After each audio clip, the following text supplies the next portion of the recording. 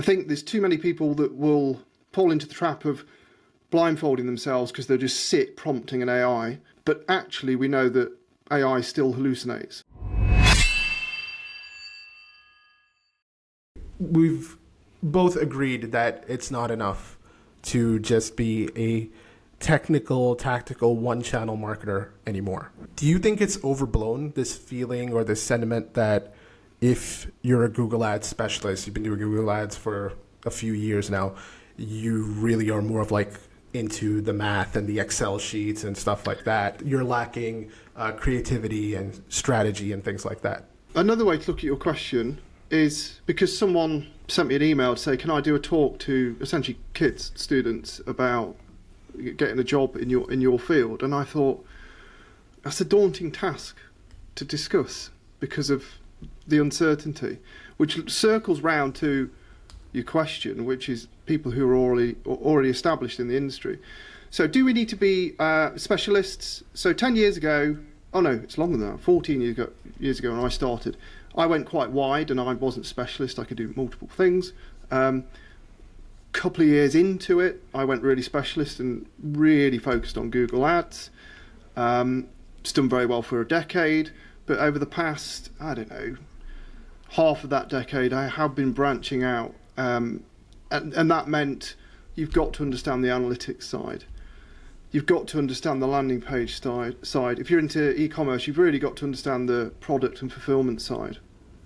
So it's the T-shaped marketer, isn't it? It's picking the focus. So in our world, that's Google Ads, but also having all the complementary stuff. So you have got to be, and here's the good bit we'll get on to, but you have got to be good at copywriting for your ads, for your landing page.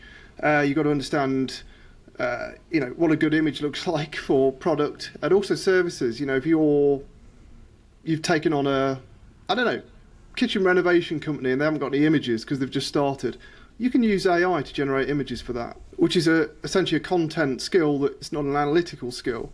And then the other side of that, you've got, as I said before, analytics. So you've got to understand the data. Have you got to be an absolute analytics guru? No, I don't think so. But you've got to be able to look at it. You've got to understand conversion tracking. Everyone's got to understand conversion tracking now. If you're working with a third-party platform that doesn't enable you to add code and tags, then that's a different kettle of fish entirely. But if you can add a tag or a GTM container, then you've got to understand what that does and why. But again, you don't have to know intricate details. You don't have to be a developer, but you've got to understand why a tag fires, how it fires, what it spits out to the web, what's in the data layer. And then you've got to be really good at the Google Ads side, but that is your core component. So, coming full circle, it starts to sound a bit daunting because actually I've skipped over some nuances. Like you've got to understand the business you're working for. If you're in an agency, you've probably got to understand 20 different businesses. It can become overbearing, but this is actually where AI, in its current form, is very good. So, learning about a business or a marketplace, you can ask it for that research and it will spit it out in 30 seconds. That's quite good. No, that's amazing. I remember when we did SEO in my agency 12 years ago, 10 years ago. That was a manual job back then, scraping and documenting. So now it's a very quick job. Can you write me some ad copy, Mr. and Mrs. AI? Yeah, and pretty good as well. So if you're writing ad copy yourself and you're not using a prompt, you're probably wasting time. Not inside the Google Ads account because the Gemini version's a bit crap still. If you've actually tried to create a campaign using Google's own integrated AI. Not great. It's not great, is it? No. It's not great. So, but then keyword research. You used to have to pay for tools, you used to have to do a bit of legwork, grunt work. I think you still, right, use the AI, you'll get a load of keyword suggestions, themes, topics, it will split them up into ad groups or containers or buckets or whatever you want to call it for the prompt. Very good. But I still would go out to the search engines, actually look what is out there organically, who's advertising, to understand the lay of the land. I think there's too many people that will fall into the trap of blindfolding themselves because they'll just sit prompting an AI, taking that as gospel, but actually we know that AI still hallucinates. So you need to verify. So, check and verify what you're seeing. But again, speeding things up, it probably cuts production time down to a tenth of what it was. So that's where AI is really good. So copywriting, landing pages, image generation, it's okay. Keyword ideas, pretty good. What else is it really good at? It's very good as a sounding board. You give it like a landing page, and then you have to text for the landing page as well. But then you can ask it, what am I missing? Or what doesn't look right? Or what else should I add? And then, you might overlook something as simple as having some social proof, some reviews, whatever it might be. I might call that out. It's a very good sparring partner.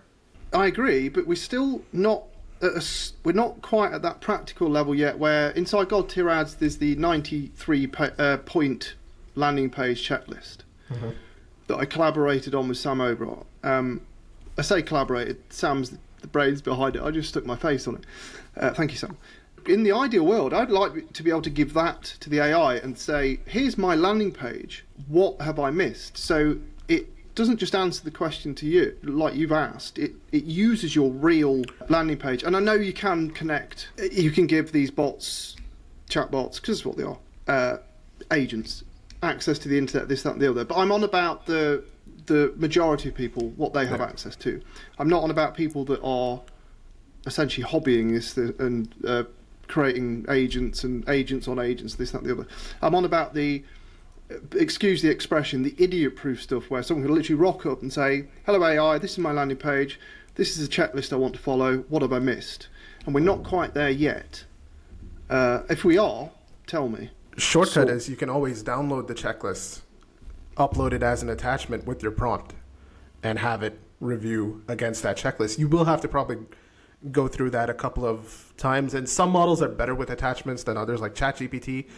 I mean, last week I was trying to clean up some transcripts, and it refused. No matter how many times I asked, it simply refused to review and edit the full transcript. It would go halfway through and then just stop. And then I went over to Claude, and Claude did the whole thing in one fell swoop. That's interesting. I fully agree with you. We're not quite there yet, are we? No, we're not. And I don't know that we'll ever be. So I don't buy into this idea of AGI and sentience of AI. I don't think that you can replicate the complexity of the human brain fully in a computer, because a computer it's going to operate, any AI model is going to operate on a data set. It cannot generate those inputs and that learning data set on its own. We're now going down the philosophical path. So that being said, I don't think we can readily predict what is going to happen. No. But over the next 5 years, I think there are some things that AI has proven, some things are going to happen and some things look likely to happen. And your best bet is to start running, if you haven't already, start running with what has been proven and probably skew towards what is going to happen while hedging your bets just a little bit. The 23 pillars of ad copy has an AI prompt to write you some really good adverts that are headlines and descriptions that are within character length and use USPs and so on and so forth. As an example of an update that's coming, we are rewriting that prompt to 2025 standards. Now, actually, you can get the 23 pillars of ad copy. Here's the call to action for $5. It's a foot in the door offer, essentially. We're all marketers here. You know what it is. It just gives you a taster, but it also gives you something very actionable. Essentially, it shows you what a good advert is. It shows you real-world comparisons. It's pretty solid, and for $5, you can't really lose. And then I'll get your email address. I don't actually do a lot of selling on my email. It's mainly content-driven, and you'll get more freebies as well. There's loads of freebies. Just buy it. It's $5. We're now in the world where everyone's an expert on AI who's into anything digital, remotely digital. Everyone's got an opinion on AI, and it's, to be honest, it's tedious, and I'm another one of those people. But I try and check myself constantly on this. So, AGI, do we have it Is it coming? I think the percentage chance that we don't get some kind of sentient computer is 1 or 2%. But that might be in 50 years. It might be in 5 months. I don't know that. This is what's destroying everyone's head. We don't understand the timeline. And that's really daunting. It's scary.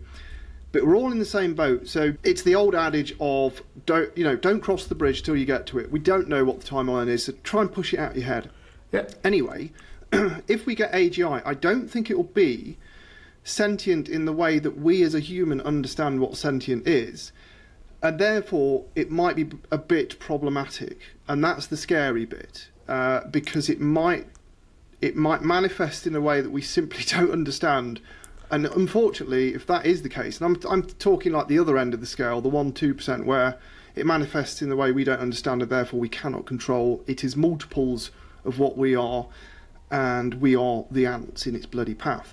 Hopefully we land somewhere in the middle, and with DeepSeek has just proven, if anyone's following this world, that there's a lot of change happening constantly. And this is another thing.